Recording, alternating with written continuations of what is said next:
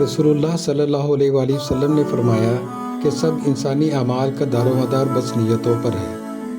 اور آدمی کو اس کی نیت ہی کے مطابق پھل ملتا ہے۔